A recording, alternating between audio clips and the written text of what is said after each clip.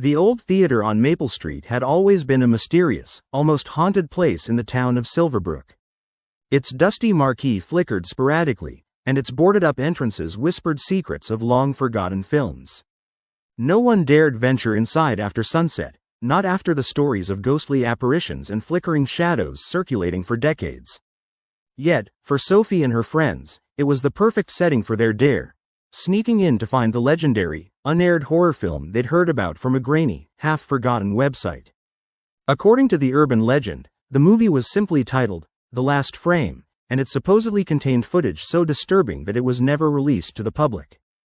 The story went that the filmmaker, a reclusive director named Victor Crane, had vanished without a trace after finishing the film, leaving it hidden somewhere within the theater. No official copies existed, only scattered rumors and cryptic descriptions, a haunting, relentless vision that could fracture the mind. Sophie, ever the thrill-seeker, had always been fascinated by such stories. Her friends, Liam, Maya, and Jesse, were less eager, but the allure of uncovering something forbidden was too tempting to resist. On a chilly October night, under the cover of darkness, they slipped past the broken doors and into the shadowy depths of the theater. The interior was a ghostly warehouse of dust and decay. The air was thick with the scent of mold and old paper. Their footsteps echoed as they crept down the long, dark aisle toward the projection booth. Their flashlights barely pierced the gloom, casting fleeting shadows that seemed to dance on the peeling walls.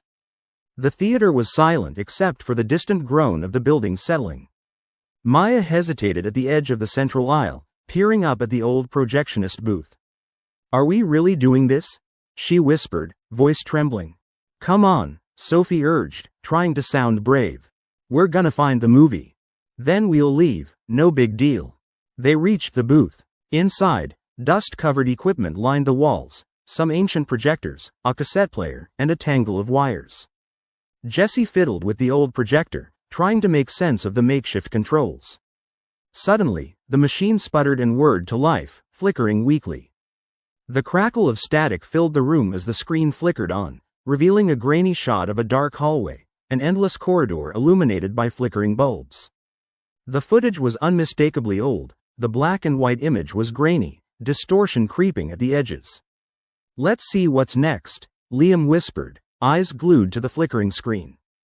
Then it changed. The camera angle shifted, revealing a figure, a tall, shadowy silhouette, standing motionless at the end of the hall.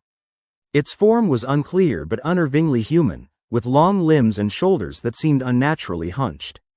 The figure didn't move, yet a wave of cold dread washed over the group.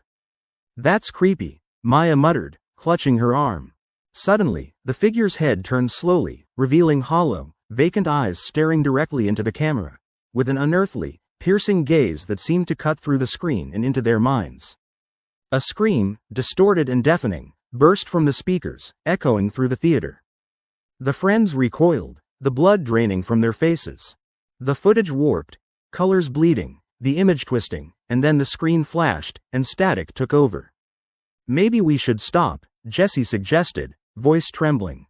But Sophie, captivated yet increasingly uneasy, pressed her hand against the screen, voice barely a whisper.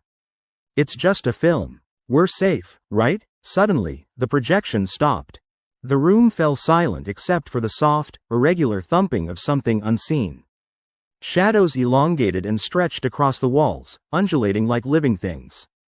An unearthly cold seeped into their bones. "Did you feel that?" Liam asked, voice trembling. Before they could answer, the room darkened further. The figures from the screen seemed to seep into the room, ghostly apparitions emerging from the walls, flickering like malfunctioning images. Their hollow eyes fixated on the friends, mouths opening in silent screams. "Run," Maya gasped, grabbing Sophie's arm. But the door behind them was gone, replaced by a wall of shadow that pulsated and shifted. Panic overtook them as whispers filled the air, incomprehensible and maddening. Shadows clung to their feet, dragging them down as if the theater itself sought to swallow them whole. Sophie's vision blurred, her surroundings warped as she felt icy fingers grip her ankles, yanking her into the darkness beneath the seats. She screamed, struggling, but the darkness was relentless. The last thing she saw before everything went black was the flickering image from the screen, the silhouette, the hollow eyes, and the static noise that sounded like a sinister heartbeat. Then, silence. Sophie awoke alone in her bed, sunlight streaming through the window. Her room was untouched, normal. No signs of the theater, no shadows, no whispers. Was it a nightmare? A hallucination? She reached for her phone. No messages, no missed calls. The only thing out of place was a faint, chilling smell of burnt film. At school the next day, Sophie tried to dismiss her memories, but a strange feeling lingered, an unease that refused to fade. That evening, she sat at her computer, scrolling through her memory, when a new video notification appeared. A random file titled, "The Last Frame." Her heart pounded. Curious, she clicked it. The scene was familiar. The dark hallway, the shadowy figure, the hollow eyes. But this time, it moved. It turned toward her, its mouth opening in a silent scream. Sophie's breath caught.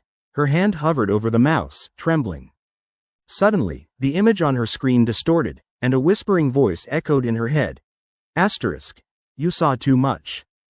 Now, you belong to the darkness. Asterisk. The screen went black. Sophie dropped her laptop, gasping. Outside, the wind howled, as if the theater's shadows had begun to seep into her world. From that day, she knew some films weren't meant to be watched. Some stories weren't meant to be told. And some shadows, once awakened, refused to retreat. They linger, waiting patiently for the next viewer, someone curious enough to peer beyond the screen.